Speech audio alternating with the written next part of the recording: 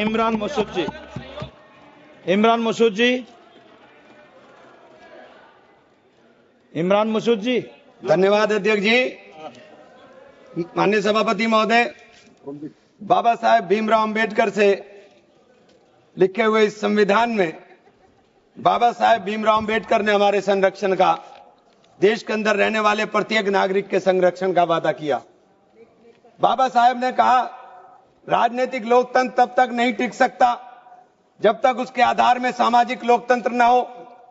और सामाजिक लोकतंत्र का अर्थ है एक ऐसी जीवन शैली जो स्वतंत्रता, समानता और बंधुत्व के जीवन के सिद्धांतों के रूप में मान्यता देती है।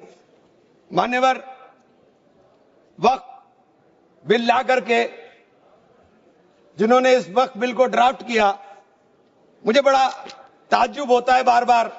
वक्फ के बारे में आपको जानकारी, वक्फ है क्या? वक्फ एक फरीजा है हर मुसलमान के लिए, जो जिसकी जो हैसियत है वो अपनी हैसियत के हिसाब से अपनी प्रॉपर्टी को या किसी भी चीज को अल्लाह की राह में वक्फ करता है।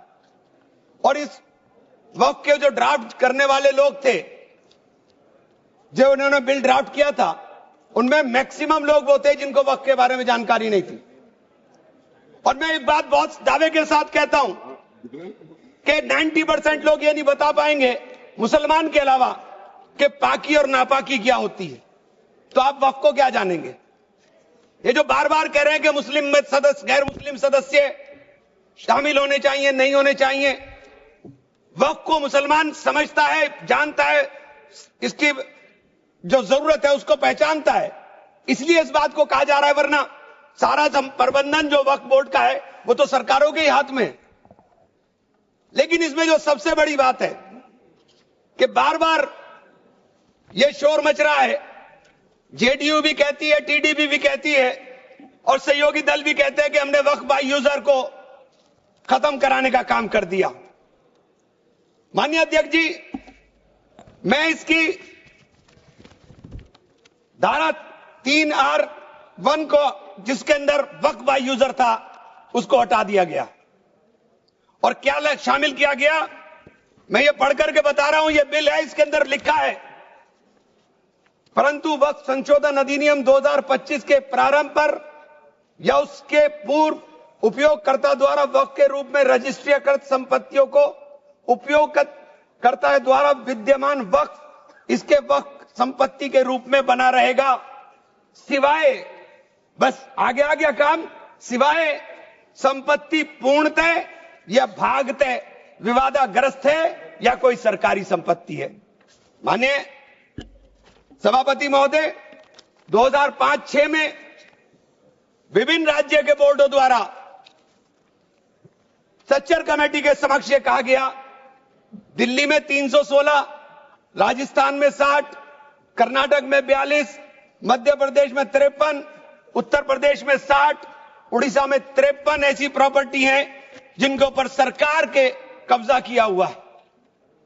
इसके बाद जब ये लागू हो जाएगा तो इसके ऊपर से वक्फ का अधिकार खत्म हो जाएगा। दूसरी चीज मैं कहना चाह रहा था, जब आपने सिवाय संपूर्ण और पूर्णतः लिखा और या भागतः लिखा, तो आपने पूरी तैयारी कर करके लिखा। उत्तर प्रदेश इसका सबसे बड़ा उदाहरण है। उत्तर प्रदेश में 11,400 हेक्टेयर लैंड वक्फ की, 14,000 हेक्टेयर में से 14,500 में से 11,500 हेक्टेयर लैंड को सरकारी घोषित कर दिया गया है। 78% लैंड को सरकारी बता दिया गया है। और सरकारी लैंड कौन सी है? उसमें इमामबाड़ा है, उसमें प्राचीन मस्जिदें हैं, उसमें 500-500 साल के पुराने कब्रिस्तान हैं, उसमें ईदगाहें हैं, गांव-गांव के अंदर बनी हुई मसाजिद हैं। और आप कह रहे हैं कि आपने वक्फ बाय यूजर खत्म करा दिया। ये इतना बड़ा हथियार दे दिया कि आप जाइए, लड़ते रहिए। इसके साथ ही इन्होंने कहा कि साहब, अब जब कोई विवाद पैदा होगा तो उस विवाद की स्थिति में डेजिग्नेटेड ऑफिसर उसको सुनने का काम करेगा और वो तय करने का काम करेगा कि ये प्रॉपर्टी किसकी है। लेकिन वो तय कब करेगा, इसकी कोई समय सीमा नहीं। और जब तक वो तय नहीं करेगा वो प्रॉपर्टी का मालिक सरकार रहने का काम करेगी। तो 11,500 हेक्टेयर लैंड तो उत्तर प्रदेश के अंदर, और कर्नाटक का विवाद सबके सामने है।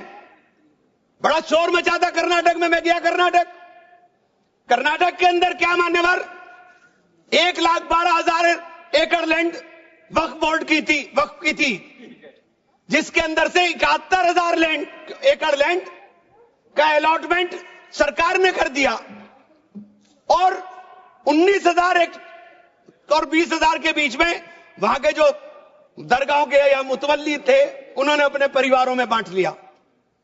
तो ये जो हंगामा बचा, 1999 में एक आदेश आ गया, वक्फ ऑलवेज वक्फ, तो ये पुराना आदेश नल एंड वाइड हो गया।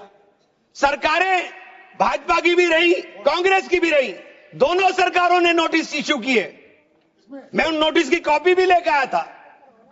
दोनों सरकारों ने नोटिस इश्यू किए, लेकिन जेपीसी ने हंगामा उतरा तो सब हमारे चेयरमैन साहब भी हवाई जहाज लेकर के गए, लेकिन खोदा पहाड़ निकली चुईया, वहां कुछ मिला ही नहीं, वहां कुछ नहीं मिला।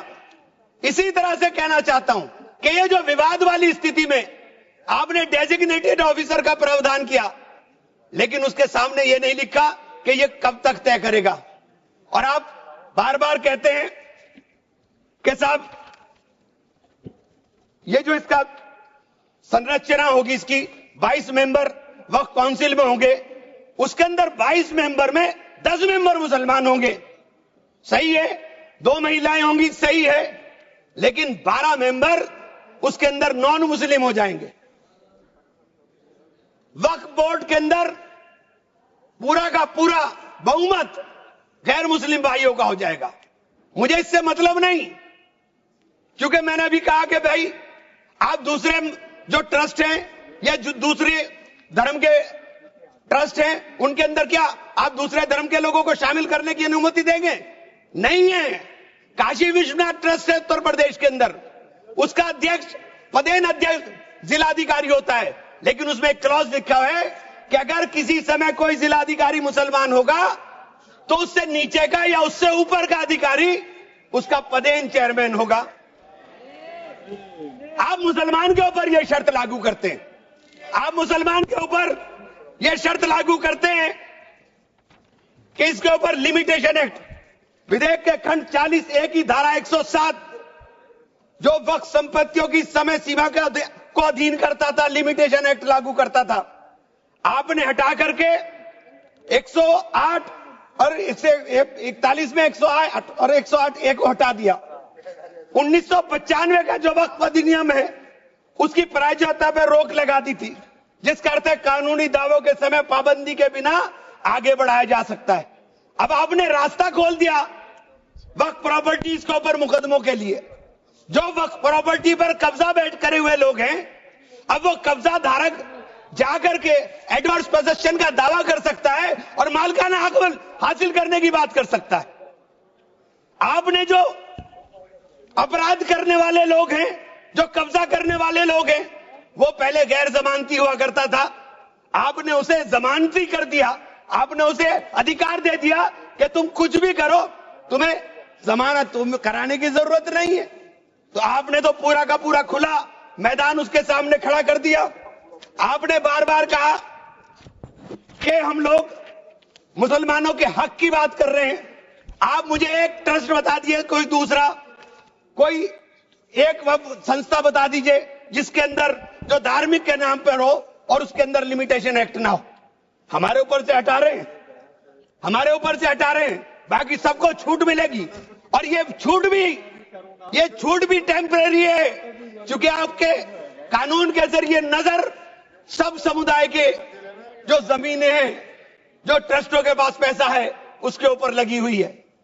हमारी जमीन, ये बार बार वामसी पोर्टल का जिक्र हो रहा था, वामसी पोर्टल में प्रॉपर्टी है 4,90,000 से एकदम मंत्री जी ने, माननीय मंत्री जी ने कहा 7 लाख कुछ चली गई। तो ये प्रॉपर्टी कोई वक्त नहीं की गई किसी ने। ये जो वामसी पोर्टल के ऊपर दर्ज हुई संपत्ति, कब्रिस्तान के अंदर वसूगा, एक प्रॉपर्टी वसूगा, एक प्रॉपर्टी मस्जिद, एक प्रॉपर्टी में कब्र, एक ही प्रॉपर्टी की 3-3 4-4 बना दी और आपने बता दिया कि वामसी पोर्टल ने, और 10 साल माने मंत्री जी, 10 साल का बहुत समय होता है। जो काम आप 10 साल में पूरी संपत्तियों का रजिस्ट्रेशन नहीं कर सके, मान्यवर प्लीज सब प्लीज आप बोलो नहीं। वामसी पोर्टल पर आपने बार बार 10 साल में काम नहीं कर सके। आप कह रहे हैं कि 6 महीने के अंदर सारी संपत्तियों का रजिस्ट्रेशन करा लेना, और सारी संपत्तियों का अगर रजिस्ट्रेशन नहीं होगा तो वो संपत्तियां वक्फ की नहीं बचेंगी। रजिस्ट्रेशन कौन करेगा? रजिस्ट्रेशन आपके अधिकारी करेंगे। जब 10 साल में नहीं कर सके तो 6 महीने में कैसे करेंगे? और ये पूरी तरीके से संविधान विरोधी कानून है। साथ अनुच्छेद 14, अनुच्छेद 16, अनुच्छेद 26 और अनुच्छेद 25 का सीधे सीधे ओवरलैपिंग करने का काम करता है। आपसे अनुरोध है कि माननीय 2 मिनट का समय और दे दें। ये बार बार कहते हैं कि प्रैक्टिसिंग मुस्लिम। आप एक बात बता दीजिए, आप प्रैक्टिसिंग मुस्लिम की बात कर रहे हैं, आप किस तरह तय करेंगे कौन प्रैक्टिसिंग मुस्लिम है? ये कौन बताएगा कि आपकी क्या परिभाषा है प्रैक्टिसिंग मुस्लिम की? सारे मुसलमान 5 वक्त नमाज नहीं पढ़ते, सारे मुसलमान रोजा भी नहीं रखते, और उसका पैमाना क्या होगा कि वो मुसलमान है कि नहीं है? तो ये आपने रास्ते इस तरह खोल करके ये सीधे सीधे जो संविधान के अंदर हमारी धारा 14 में अधिकार है उसके ऊपर आपने अतिक्रमण करने का काम कर दिया। मैं आप लोग एक माननीय चेन्नप्पा रेड्डी के एक कथन को जरूर कहना चाहूंगा। हमारी परंपरा में सहिष्णुता सिखाती है, हमारा संविधान, ये संविधान हमें सहिष्णुता का अभ्यास कराता है। हमें इसे कमजोर नहीं करना चाहिए। यही संरक्षण दे रहा है हमें।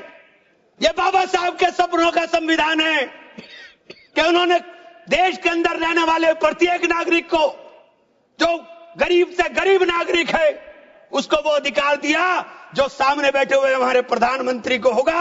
वो ये अधिकार बाहर सड़क पर बैठे हुए एक मजदूर को होने का काम होगा। ये बाबा साहब का संविधान है। मान्यवर, इसे कमजोर करने का काम मैं आप हाथ जोड़कर विनती करता हूं। अभी हमें सौगाते मोदी मिली, 1 सेकंड, हमें सौगाते मोदी मिली। हमें सौगाते मोदी में ईद की सवैयां नहीं चाहिए, हमें सौगाते मोदी में शिक्षा दे दीजिए, हमें सौगाते मोदी में रोजगार दे दीजिए, हमें सौगाते मोदी के अंदर मोहब्बत दे दीजिए। ये जो गोलियां छातियों पर लगती है ये मारना बंद करा दीजिए। हमें सौगाते मोदी में ये कानून देने का काम कर लीजिए। बहुत बहुत धन्यवाद मान्यवर। धन्यवाद।